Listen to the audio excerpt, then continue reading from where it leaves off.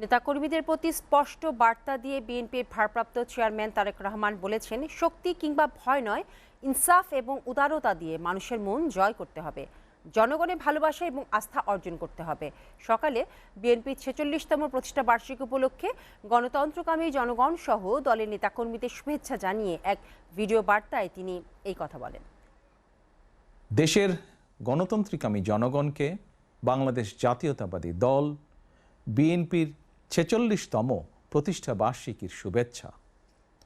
প্রতিষ্ঠার পর থেকে আজ পর্যন্ত রাষ্ট্র পরিচালনা কিংবা বিরোধী রাজনৈতিক দল হিসাবে দেশে গণতন্ত্র এবং মানুষের অধিকার প্রতিষ্ঠার প্রতিটি আন্দোলন সংগ্রামে বিএনপি দেশ এবং জনগণের স্বার্থ সমুন্নত রেখেছে। এ কারণেই শত প্রতিকূল পরিস্থিতি পেরিয়েও দেশের গণতন্ত্রকামী জনগণের কাছে স্বাধীনতার ঘোষকের দল বিএনপি সবচেয়ে জনপ্রিয় এবং বিশ্বস্ত রাজনৈতিক প্রতিষ্ঠান।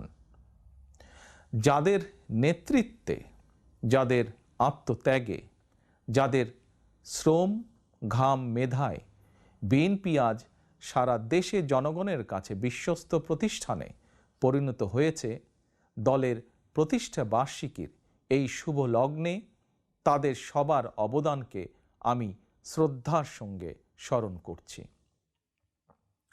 প্রিয় দেশবাসী, দেশ বর্তমানে ইতিহাসের এক সন্ধিক্ষণে এসে দাঁড়িয়েছে। ছাত্র জনতার আকাঙ্ক্ষার বৈষম্যহীন বাংলাদেশ গড়ার কঠিন এক চ্যালেঞ্জের মুখে অন্তর্বর্তীকালীন সরকার। হাজারো শহীদের আত্মত্যাগ আর অসংখ্য ছাত্র জনতার নিদারুণ যন্ত্রণাকর পরিস্থিতির মধ্য দিয়ে গত 5ই আগস্ট দেশ স্বৈরাচার মুক্ত হয়েছে।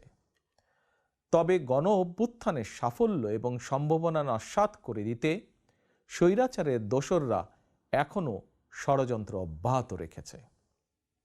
আমি বিশ্বাস করি, বাংলাদেশের পক্ষে শক্তি সতর্ক থাকলে বাংলাদেশকে আর বিপথে নেওয়া যাবে না, আর পথ হারাবে না আমাদের এই প্রিয় বাংলাদেশ।